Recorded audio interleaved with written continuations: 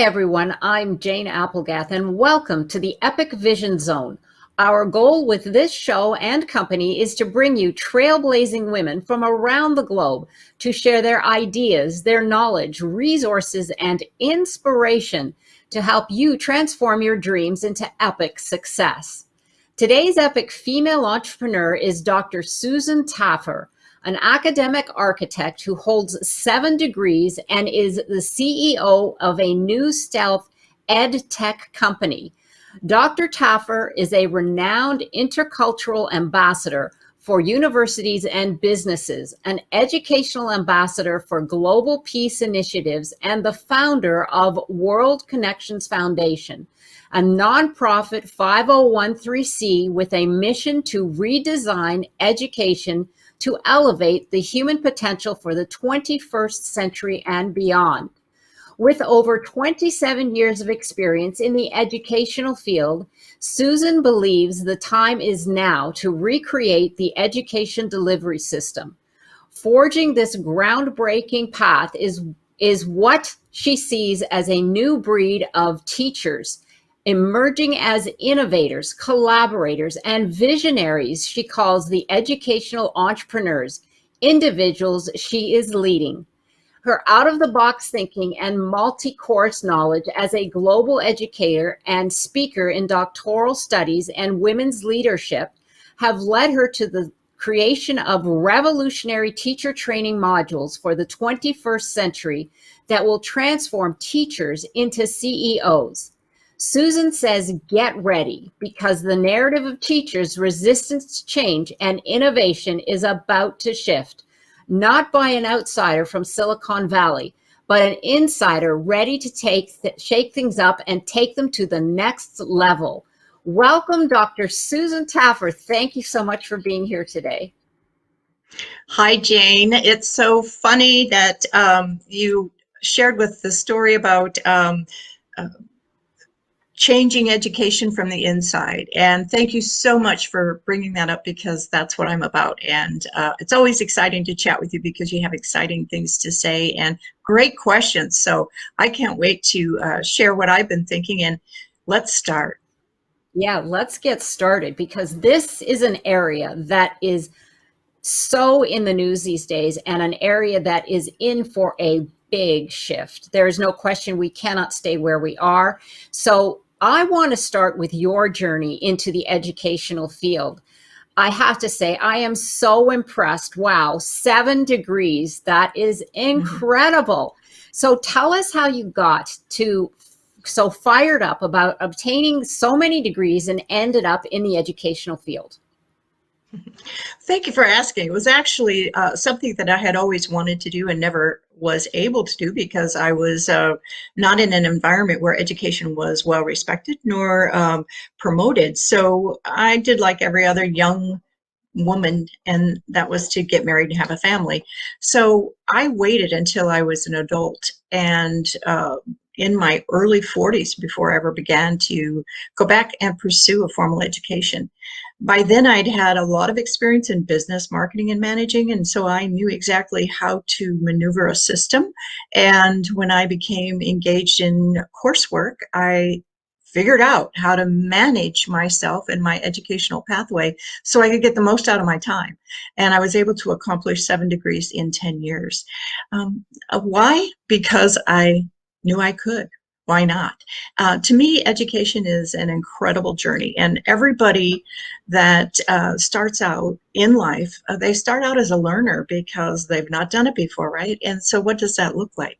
It can look like many different things. Mine happened to be the academic arena because that's where I found myself, and that's where I thrived. So I dove in and just kept moving until I reached a pinnacle. And now I look at this wall behind me and I say, I have my union cards that will get me in any arena I need to have a chat with anyone. And so I don't have to worry about feeling as though I'm speaking from authority, because if you want that, there it is. I don't feel it's absolutely necessary, but there are many ways to learn, and that's what I'm about right now is promoting opportunities to learn for everyone, because everybody, as I say, we're all lifelong learners one way or another, right? Absolutely. And in fact, that's what I was going to say is you're a lifelong learner like most of us these days. And it's, for me, it's so exciting. It feeds my soul to learn. And it could be things that I didn't even know I was interested in. Like, I guess you went from one degree to another. So one led to another. And speaking of innovation, then, as an innovator in the education field, and who better to be immersed in that than someone who has been in it for over 27 years and had been through the system, as you said, where do you see education going? That's a really good question. I think there's a lot of unknowns, but what we do know is it cannot stay the same. And with that in mind, how many people are struggling to either get out of education or to perhaps think of a new way to do education so they themselves, who are lifelong learners, can become educators? And that's what I'm about, helping those people land and find themselves in an area where they can use their skills to teach others in many different ways. And it doesn't have to be in the formal educational system that we see going on now. So where can it be? And there are many ways of teaching and learning, and many ways to do it with integrity. But there's a lot going on, right? A lot happening in any search engine you go onto, or any business or industry you're in. There's a lot of people that are stepping up to the plate, and they're wanting to teach and train others, and that's really a good thing. But what better way to do that than to have sort of a platform where everybody can come together, promote their teaching styles, and not have to be concerned about losing IP, or perhaps not even having as big an audience, because people can share audiences. There are way too many people in the world to be concerned about whether or not I have enough to listen to me or whomever. There's plenty to go around. As a matter of fact, the upcoming marketplace is going to be over 324 billion they anticipate in the upcoming year. That's how much money will be generated through education, and some of that will be new models of education. Wow. Yes, those are huge numbers. And certainly Yeah. it's time. I mean, there is no question that the system has been around forever, and that's the system that hasn't been changed. So, method of teaching with impact. I'm an avid life learner, as I said before, as you are. And most of our audience members are as well. That's why they're here. But what method of teaching do you feel, having been in the field all these years, makes the greatest impact today? Because we are in a different place today than we were, say, even 10 years ago, even 5 years ago. Well, without getting too heady in theory, I will share with you that education is designed for education to survive and for social reproduction. How do we keep the system looking the same way that it looked 20 years ago? How do we teach our young people to manage and live in a world that we've created, right? Our world, our economy was all a construct. And so we're teaching our children, our kids, our young adults, our older adults, how to get along in that world. Well, the world is topsy-turvy. It no longer exists. People now are going back to school, learning skills for jobs they don't even know what are yet. And so we are moving so fast in the field of technology that it's hard to predict. So when you consider what needs to be taught or how people need to be trained, one of the areas is how to promote their own creativity and how to engage in learning in a way that expands and they discover. And for every unique individual, it's a unique pathway. I believe that every individual I ever have taught, worked with, they're geniuses in their own area, right? There's some area in their life that they really got it going on, and they know exactly what's happening. And so that is a sense of freedom to know that you can learn what you're good at, what feeds your soul, what you're passionate about. It's not as if that you can promise yourself that, I think the adage is do what you love and you'll make money. Well, that's changing now. Love what you do and you'll make money at it. Think about that. So, at 14, I love lots of makeup, jeans, teddy bears, and lipstick. How does that serve you when you're 18? How does it serve you when you're 20? I love music, lots of rock, lots of dance, lots of activity, but then at 32, I have a different mindset. So what I'm trying to convey here is that for individuals, it's how you show up, right? And when you show up to whatever it is you're doing with a sensibility of creativity, you're bringing your gifts to that thing, whatever it is you're learning, being trained in, or wanting to do. So we make choices all the time. And I know in my career, I've made many different career choices on where I was going, what I was going to do. So to be trained is to learn to open up that little box of creativity that's inside of all of us and apply ourselves to that, whatever that is, and to love doing that. And that's what we teach. That's how we approach teaching. That's how we approach learning. And it really is a fascinating thing to watch people get excited about it. Suddenly somebody's talking their language, because we're all striving to do that, right? In everything we do, we all are all striving to enjoy it, to get something out of it, whatever that is. Right. I love that. Yes, Mhm. absolutely. Because in the days of yore, before, and even still today, we are Mhm. pushed into a box where society says you need to go and learn this and you need to go and learn that. And it doesn't matter if it sings to your heart or if it's something that you're interested in, it's what needs to be done, because and it happens still with the young people. I have a girl, a wonderful entrepreneur whose friends, very young, she's in her early 30s, and all her friends told her she was crazy not to go through with what she got her degree in, which was criminal justice. But she wanted to be an entrepreneur, and they said, you're not going to get a paycheck, you're going to be broke. And she said, I don't care, this is what I want to do, this is what I love to do. And she is rocking it now. She is Mhm. blowing away her friends, in not only in her business but in her confidence, and now they're all coming to her. So it's so interesting that you say that, because it really is happening today.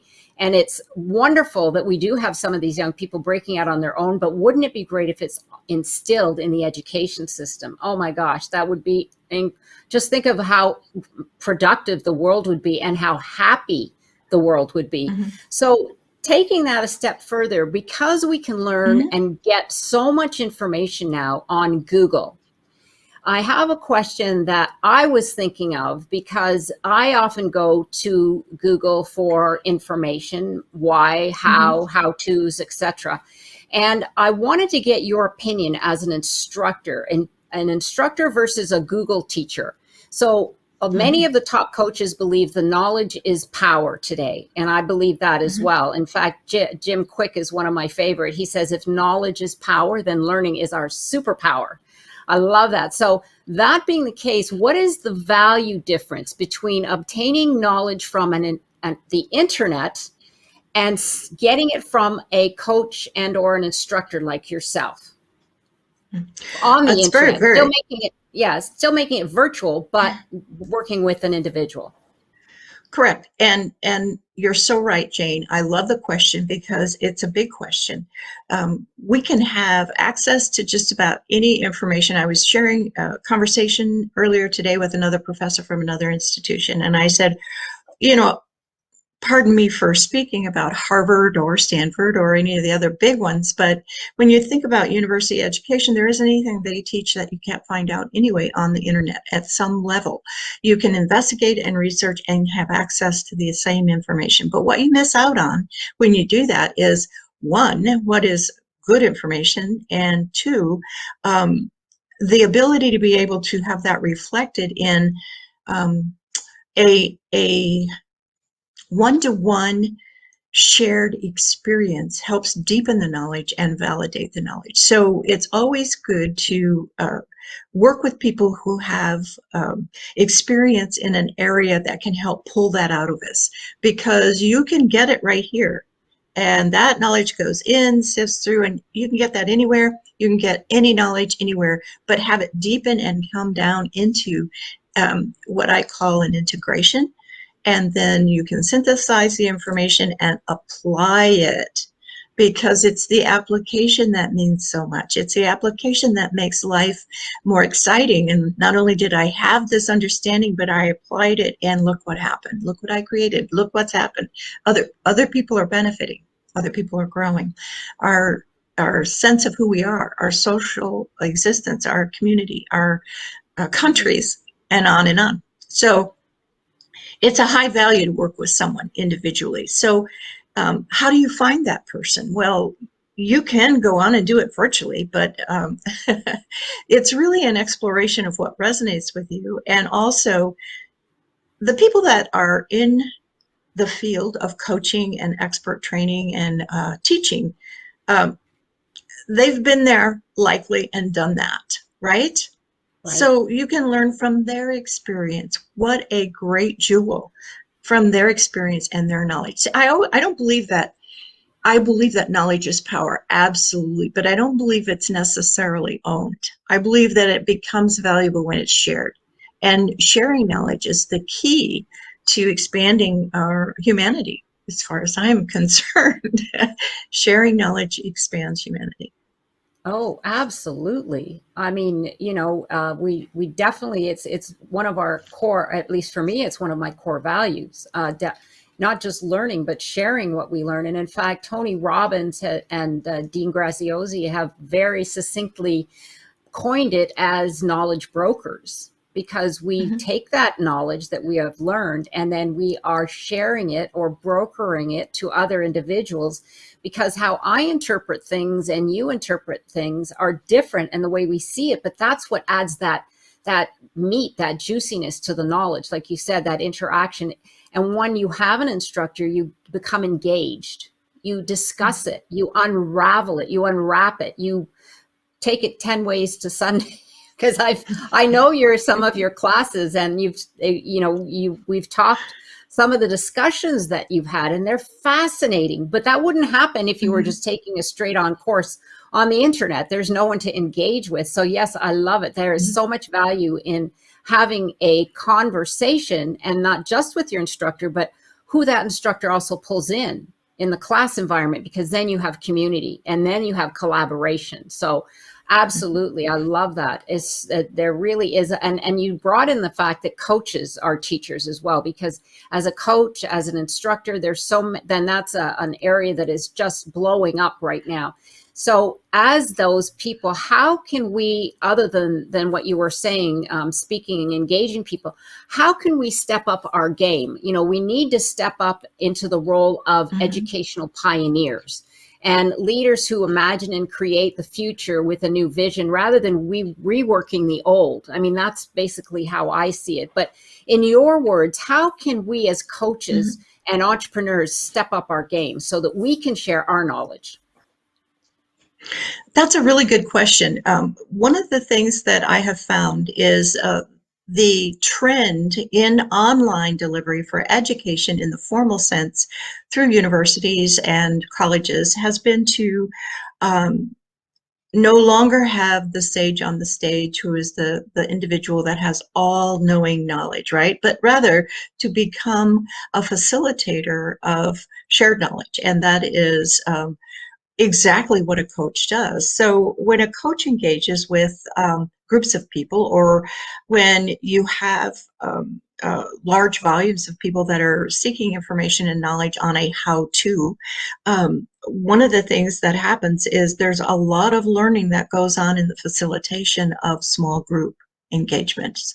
And the successful players, such as Tony Robbins and people in that field, as well as yourself, that when you get groups of people together in small little clusters and they share their experience of the knowledge that was just given to them, they find that they can apply it in many different ways and learn from each other. And so that has been key. And to continue doing that, the sage on the stage is, a thing of the past. The sage on the stage. I love that. I love that quote. That's fabulous. Yes, I understand. I mean, it's a boutique way of teaching, so that you've got your audience there, but you're all one in the sense that you're all engaged in the same. And it's not this this, like you said, the sage on the stage, where you have this massive audience of individuals, but there's no interaction with that one individual on stage because it's too big. So then it just becomes a direct reading or a presentation, and then they're gone, and you're like, okay, that's nice, but I had some questions, or what about this? So yes, that's a really great way for us to step up our game, is to come together, but in smaller groups. I think a lot of individuals are doing pods nowadays, so we can do these teaching pods. And that goes from everything from coaching to education to instruction, everything from working out to, learning how to sew. I mean, if whatever you want to learn, it's there. So education and technology, we've touched a little bit on the Google and the caveat of basically having an instructor versus just the internet, but there is an advantage that technology is giving us today. So how do we embrace technology in the future of education? Well, first of all, we know that there are many different new technological advances being made on a daily basis. And in that process, we're creating new ways to communicate with each other as if they were in the same room with us. And I think this gives you one example. We could be in the same studio, or we could be in two different states, which we happen to be. And I know that you have other wonderful, amazing leaders on your program that have been in other countries. And I know that there are some setbacks occasionally, but overall it works in a divine way where we can communicate with each other as if we were next door.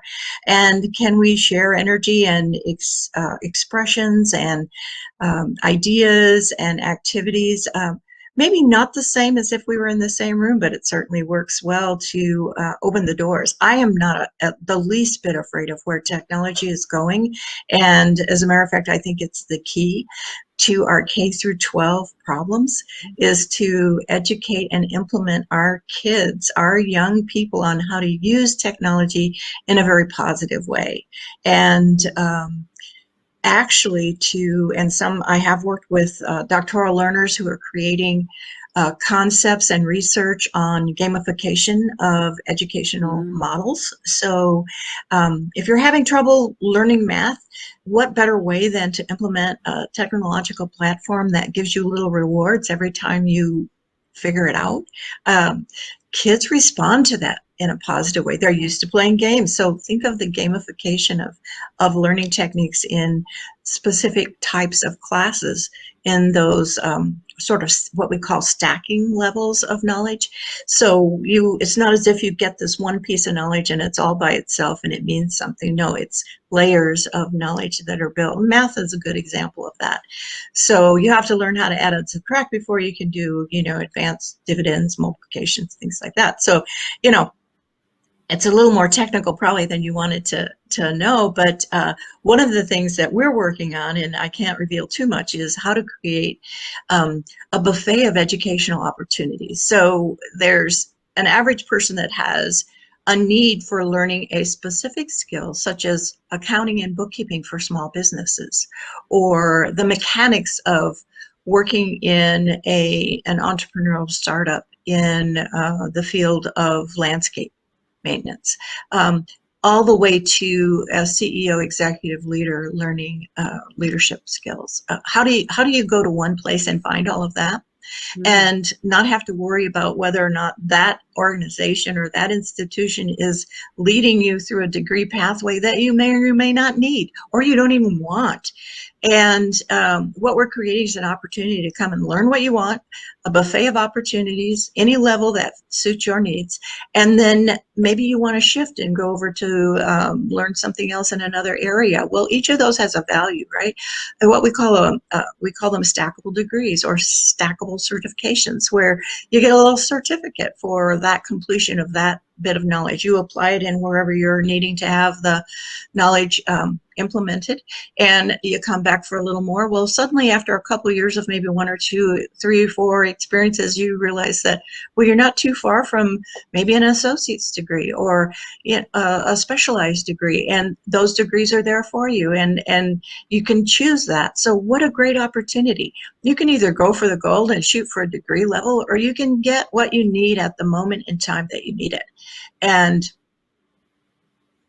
What a great choice, right? And nobody's steering you one way or another. Can you imagine the realities of that? And that's what's happened with our educational environment. The higher education system has guided learners to take specific degree pathways. Why? There's 7 of them. Because it feeds them. It Yeah. feeds them. Now, I had a reason for doing it beyond that. So, but I'm saying they don't bring you in the door and pat you on the head and, oh, just take whatever you want. Have you ever had that experience in formal education? Well, imagine if you had the opportunity to just dial it up and say, I want to take this. Yeah. And what if those training courses or that particular skill set had an interest by 17 different companies, and they keep an eye on who completes those, and they also contribute to that understanding in ways that you wouldn't have thought of? What if you had that opportunity? So you actually were engaged with the organizations that needed the skill set anyway. What we do in education is we try to convince businesses that academia knows the way to do it, and that's just completely the wrong way around. Our Yeah. businesses know how to do it. We're trying to educate academia. Don't give me 10 graduates with, an MBA and they still don't know my company, right? Make sense? Wow. Totally. That is such an eye opener. I love it. And that is so what's happening. I mean, you've got, first of all, gamification. I have to tell you, it's not just for the kids. Challenges are so hot online right now for coaching programs, for weight loss, you name it, challenges. And that's just another way of gamification. I mean, that's what it is. It's gamification. You have certain challenges that you provide an individual on a daily basis. They have to go and do it. And the person who, they come back the next day, and the person who gets the prize of that day is the one who did it the best, or, whatever that might be. So that's for adults as well, because it feeds that dopamine. But what it does is it pushes us outside of our comfort zone. I mean, I've participated in some, never done a Facebook Live. And I'm like, okay, I have to do this if I want to win that Peloton. I still don't have the Peloton, but I did it. And that's the point. That's the thing that you're getting people to do, is actually to take action. So the gamification gets individuals to take action, whether they be old or young. And the stacking certifications are incredible, because you're right. If you take a certification and you think, I really love this, I think I can run with this one, then you can use that and run with it. But you think, that really opened the door for me. I think I want to learn more. But in this area, you can go and pick and choose. And, like you said, corporations today are looking for individuals who are not in a box. They're looking for people who have that critical thinking. And what better way to gain your critical thinking than to go and take different courses that sing to you, not that dictate, well, we need your money, so therefore you need to take this entire course so that we get our money, and half of them you're not going to use, but we're not going to tell you that, because if you want the degree, that's what you got to do. So I love it, Susan. Oh my gosh, so powerful. So I love the fact that we're embracing technology in all those areas. Now, teachers becoming CEOs. This is something that is on the cusp, and it is happening, but I think it's going to happen even in a bigger way. And this is where you come into play.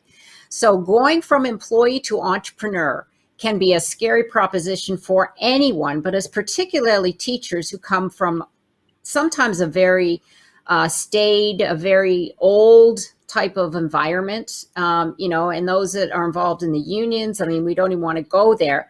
But what would motivate a teacher to take the leap to going from all that security, and how can you help them prepare to get them there? Very honest and sincere question. I love it. That is really a tough thing for educators who have been working very hard to achieve their education, then to also be in the classroom, and their passion is, I don't know too many teachers that are there because the money's so great, right? Generally, it's because they have a lot of passion about being an educator. And when they do, it's a great inspiration for the first year or two, maybe even 3, and some of them hang on with that passion up until 10 years.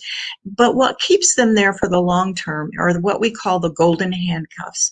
And what happens is because the field that they're in is so inspiring for them personally, they don't really think or plan about the financial benefits. And pretty soon that golden handcuff of a soon you will retire and your job's never going to go away and teachers are always in high demand, but they're never paid very much. I can't say that happens anywhere, that they're highly paid. However, there is a way out, and because the education system is changing, and what it's going to help drive that is educators themselves, because if you're no longer willing to look to that future golden handcuff era where you can walk away with a retirement and whatever it is that you want to do, or if you have a side hustle maybe that's sort of keeping you afloat, what if you turned all that activity into a business of being a freelance educator? Now, when you think of the term freelance, that means that tomorrow I don't have a paycheck. Well, that's not really true, because the way things are so rapidly changing to deliverables online, and educators are the absolute best for that. So if they can imagine taking themselves out of the classroom and into a technological platform to begin with, and then learn those skills, and then expand on who they deliver to,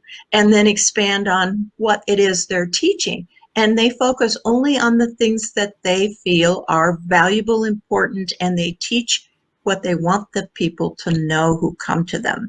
They teach what they feel is valuable. Imagine that, teaching only that is valuable to what you want to share in the world. What a great experience to go from having to teach what you're told you have to teach and waiting for the day when you get to be free, to actually creating that freedom today, tomorrow, the next day, by strictly the first step of learning those technological skills. Now, how can I say that so freely? Most of my learners, I would say 35% of my learners are in the classroom, because I work in the educational doctoral training session, and that's from all over the world. I have educators that are looking to become principals. None of them are looking to become entrepreneurs. What a waste of energy. So I actually do teach them, well, if you actually got out of the system and did exactly what you are capable of doing and used all these skills in a different way, what would that do for you? So that is one thing that we are, and I will gladly share information on how to engage in our curriculum, but we actually teach teachers how to teach online and how that can look for them, and at any age range. So it doesn't matter if you're a high school teacher or if you're a grade school teacher. Doesn't matter if you're a college professor or university professor. And what will happen in the future, and I predict this, and I'm pretty strongly aware that it's a heavy-duty kind of statement, but I'm not worried about it. What will happen is educators will be their own agents, and they no longer will be owned by a university. They will be able to teach their area of expertise, and they will be able to teach it to whomever shows up online, and they will make 10 times the amount of money as they will if they stay with the university. Because you have to realize that university professors become researchers for the university, and the university has partnerships, and those partnerships are feeding the professors' research directions. So you're really governed there too. And if all of that became topsy-turvy, and it's already being super challenged, I will say this, of the figure that I just mentioned, $324 billion in the upcoming year that is not formal education through universities. That is the money that's going to be in the field entrepreneurial education.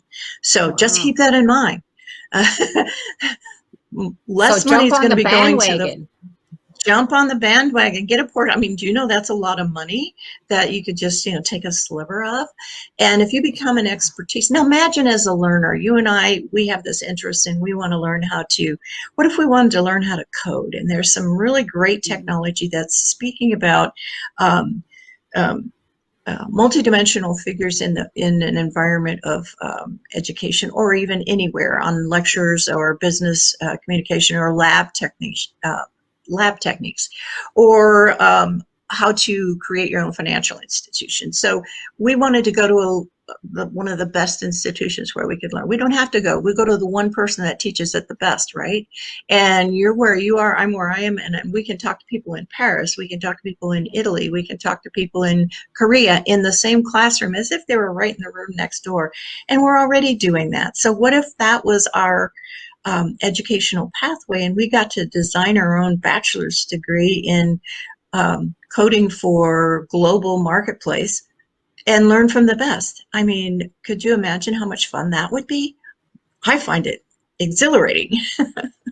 Yeah, well, because here's the thing too, when you think of it on a human level, the instructor or the coach or the teacher, however you want to call them, is in alignment with what resonates with them. And when an individual is in alignment with their core values, with the subjects that interest them, that gift is exponentially inspiring, because they're talking a language that speaks not just to them, but it is projected onto their students. It makes total sense. I mean, you're taking not just the box away, but you're expanding, and you're allowing that individual to grow as they instruct. So I can see it. It's just so powerful. And yes, who wouldn't as a teacher? Because you're right, the salaries are not that great, but they do it because it's something that they felt called to do. And that's, that comes from wanting to help individuals grow. But it becomes very disillusioning because you get, like you said, it's political. It gets caught up in,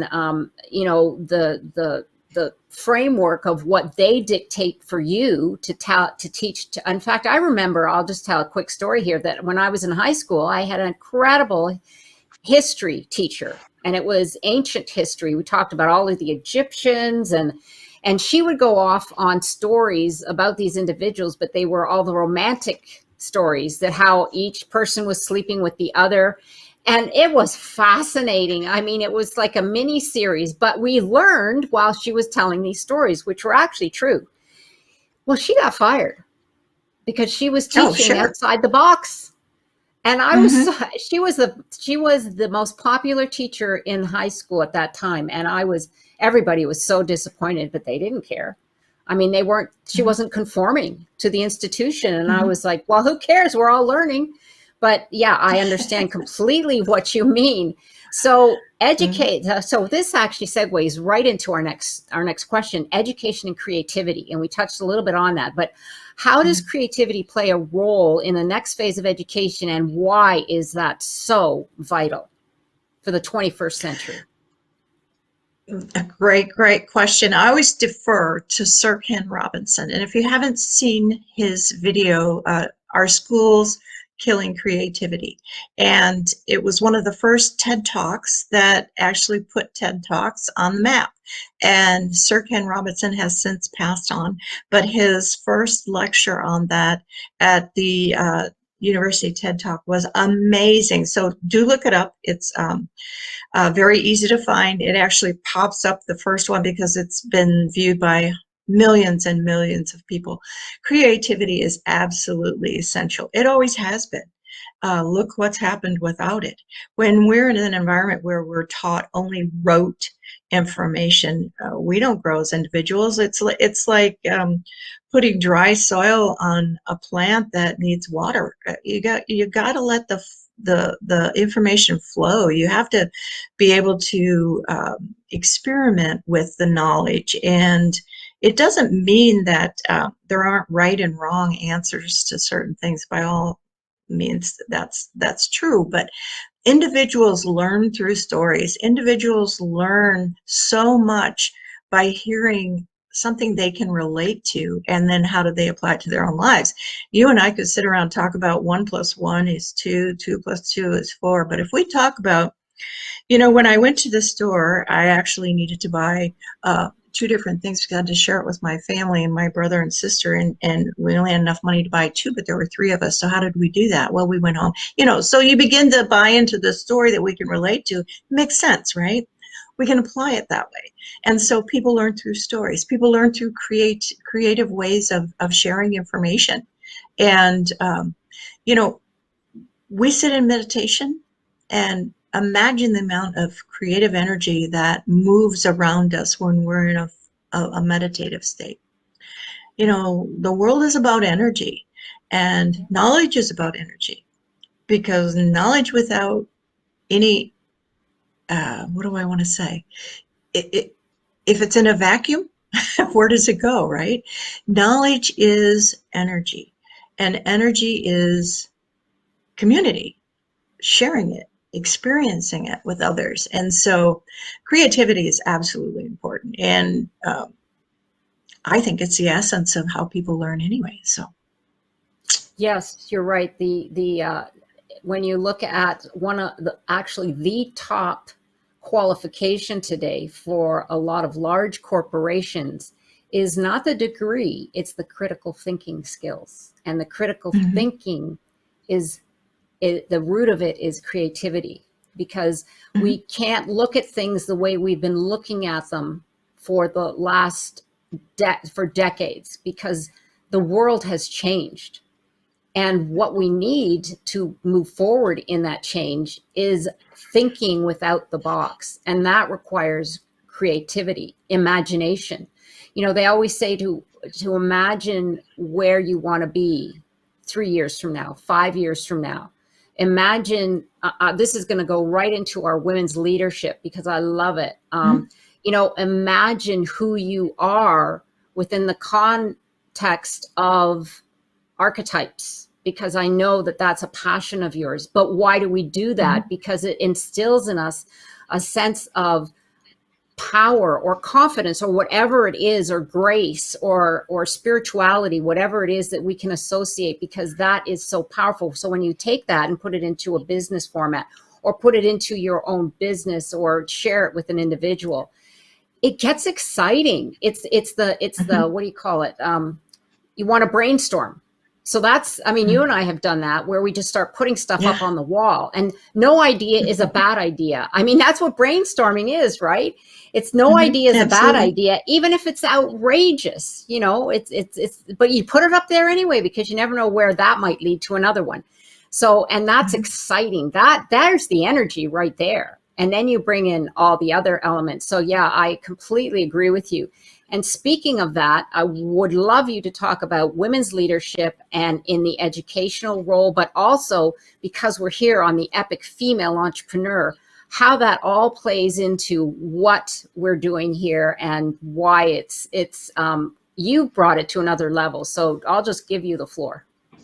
Thank you. Well, more than a professor, I'm also a leader in women's education and women's leadership training. And I have worked with women all over the world and helping them advance in their careers or making changes in their career. Most recently, I worked with women in technology, and it was a global organization that women working in a male-dominated role and how to excel and become leaders within their organizations. And great headway, great insights, absolutely a platform for discussion under some of the more challenging set of circumstances. But one of the things that has become very predominant in the discussion of leadership, and particularly among women who are seeking leadership roles, is the concept of authenticity. And we've heard a lot about it, and I'm giving a new little spin on the discovery of authenticity. One thing is, I don't think that it is something you can strive for and become. I think every day we live our lives, we try best to be authentic. And I think everybody basically is authentic. But one of the ways to become truly authentic is to recognize where you're being inauthentic. And then you can really uncover and discover in yourself what needs nurturing, what needs light, because we all carry some of our shadows, some of our experiences, some of our own limitations. I think the glass ceiling exists through culture and society for women, without a doubt. But I also think women in particular, as do men, create their own glass ceiling. Mm-hmm. And we create it within ourselves because we refuse to look at what needs to be addressed, or we cover it up, or a lot of effort has been made in spirituality in leadership training modules, and it's absolutely a wonderful component. But if we do spiritual bypassing, what have we done? We failed to look at what needs to be looked at, because always the darkness, without the light will permeate the darkness. But we have to shine it, right? We have to get awareness of it. So in leadership training is never or it almost is never at a certain level, especially the ones that we work with in the C-suite in different areas, that it's no longer about a skill. We've got the skills. Women have that. It's the ability to be able to look at themselves and say, how am I holding myself back? And what glass ceiling am I creating for myself? And that's the kinds of things I love helping women leaders discover about themselves. And it's not about pointing fingers. It's about their own awareness. The light goes on. Half the time when I facilitate educational leadership training modules for women, I don't even know what their glass ceiling is. I just set the stage for discovery. And then that opens up the door for their own learning, and that's the important piece. So women are now more than ever. Last year with the pandemic, we were held back because of family issues, having to take care and be a teacher at home. Many women stopped their careers, and sometimes some didn't. Some weren't afforded the opportunity to stop their career, and dads were involved too. But they had to be CEO of family and teacher and be a job, wait until their job opened up sometimes, right? So everything has just shifted, and women were hit harder. Not that men weren't hit as well, but women were hit by numbers more than any other situation in the job market. So they stepped back, and now women are coming back to the forefront. So what do we need to be? We need to be leaders, and bringing the feminine aspect to leadership by what I just discovered and shared with you, that creativity is fundamental. The ability to pivot, the ability to look at things in a different way. And it's not about I win, you lose. It's about we look at what the possibilities are and how can we all benefit from it as a group, as individuals. So it's not that hard.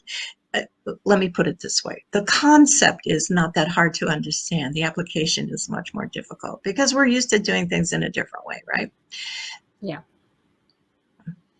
I love that. The concept is not hard to understand. It's the application that is so on point, because we can talk about leadership till the cows come home. So there's the concept, and we can, word it and move it around and shift it here and there. But it's taking that action, taking that leadership, and it all starts with you. This is what I've learned throughout my years. When I thought of leadership, I always pictured an individual who was leading a group or leading a company, or they were the leader. But leadership starts within us first, because once we learn, or once we apply ourselves to the leadership of our own lives, that's when we can lead others. And you talked about inauthentic and authentic, and there's so much online right now and in the media about the imposter syndrome. And I think that's the root of it. Just hearing what you were saying, that is one of the roots of the imposter syndrome. Would you agree? Oh, definitely. And we all suffer from it, right? We all have times where I'm not sure I should be here, I don't deserve to be here, or I'm not sure I have enough knowledge to perform in this. And Right. it seems to be we all suffer from it. It seems to be harder for women to overcome. We Yes. haven't had the practice. We just haven't had the practice. I think that's all we need is just a little more practice at that. And we are definitely changing things up, changing things around. And I always share the story. I used to, in my early careers, walk into a boardroom and be very attentive to the dynamics of the room so I could understand how things were managed and what the language was. And most often the boardrooms were male or one or two female here and there.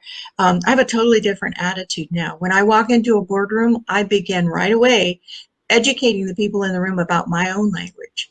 And guess what? They get excited about it. So it really has a whole different way of, coming to the table.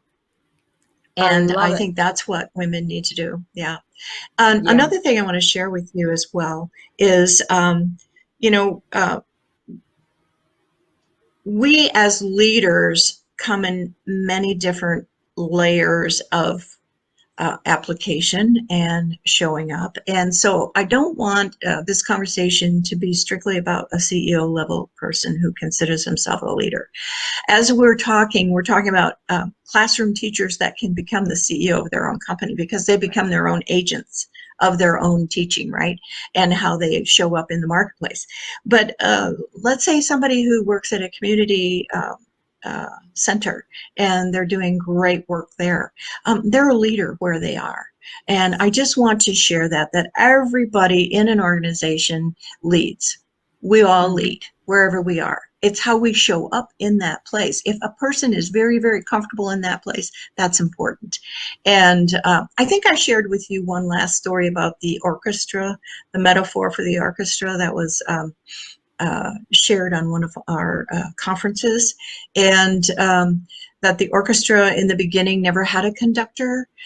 People would show up, play their instruments, and they would make beautiful music, but the concept of a conductor came into the field, and they were given a wand. And in the beginning, the orchestra members were like, "Who's that person? Like, take your stick and go home, right?"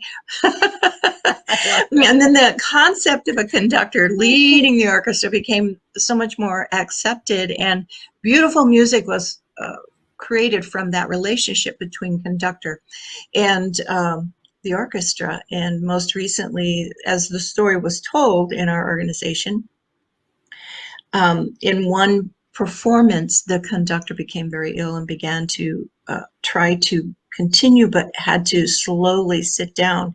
And the orchestra kept playing without him. Happened to have been a male. And the orchestra just continued, and they played the beautiful music as if he were there because he had trained them. Everything was going smoothly. And it reached a point in the crescendo of the performance where the orchestra then began to will him back up and to be well. And in the end of the program, of course, he was able to stand and complete the performance. And the metaphor is, if you have to sit down and take a back seat, it's okay. The orchestra will continue to play. So anywhere in the orchestra, we're leaders, and even the conductor can take a back seat and we'll move forward. So that's what I like to see. That's what I like to lead by. So Jane, thank you so much for such a I great love conversation that. today. That's a beautiful story. And the orchestra continued because of his leadership. That's why. Yes, Mm-hmm. absolutely. Well, I appreciate all of your insights and being here today. And Susan, I wanted you to share your free offer with our audience. And I encourage everyone to take advantage of this. So just let them know what that is. One free hour of conversation on Zoom. Pick your topic. If you're thinking about going back to school, if you're an educator and you want to learn how you can manage your own career as an entrepreneur, either way, give me a shout out in the email, and we'll set up a conference call, and I'll walk you through some steps. That is so generous. Oh my gosh. I hope everyone takes advantage of these offers because they are to the moon and back. I mean, there's no reason for people not to jump in and take advantage and get to know these incredible ladies. So once again, all of that information and all of Susan's links and her social media will be in the Summit directory, including the offer. So you can get everything that you need there at your fingertips. And once again, Susan, thank you so much for being here and sharing your time and your knowledge with our audience. And be sure to follow me on Instagram at janeapplegath.com, or excuse me, at Jane Applegath. I got ahead of myself. And check out how you can become an epic entrepreneur at janeapplegath.com. This is the Epic Vision Zone, transforming your dreams into epic success. Congratulations for signing up for the Female Entrepreneur Revolution. We're bringing you some of the most exciting female entrepreneurs from around the globe to share with you their knowledge, their ideas, their inspiration, and more importantly, their resources to elevate you to prosperity and freedom. And by being here, you're on the cusp of something great, your epic future. I'm Jane Applegath, founder of the Epic Vision Zone and producer of the Female Entrepreneur Revolution. Be sure to get your VIP pass and join me after the summit on June 16th for a very special VIP coaching session where we'll have hot seating, summit Q&A, and a special guest appearance by one of our speakers just for you, where we'll ignite your vision, up-level your confidence, and set you on the path to your dreams' epic success. This is your opportunity calling. It's time to take action. Get your VIP pass now. I can't wait to see you on the other side.